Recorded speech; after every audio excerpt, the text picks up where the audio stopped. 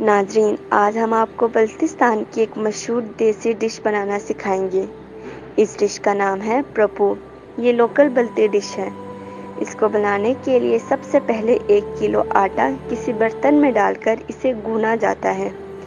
जब गून कर तैयार हो जाता है तो सबसे पहले गोल पेड़ा बनाते हैं, फिर सब मिलकर इसे 3 कोन की शक्ल में बनाते हैं। तकरीबन 1 किलो आटा से 200 के करीब प्रपू बन जाता है।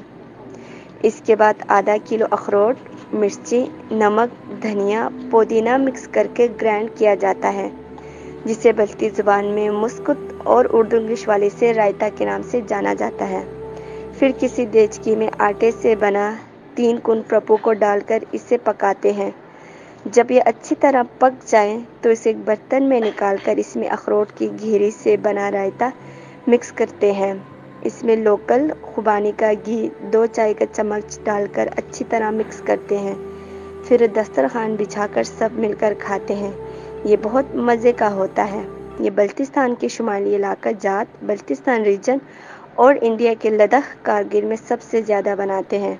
आप भी एक दफ़ा इसको बनाएं और अपने दोस्तों को भी खिलाएं, उनको ज़रूर पसंद आएगा। तो हमारे चैनल को कीजिए सब्सक्राइब। अल्लाह हाफिज़।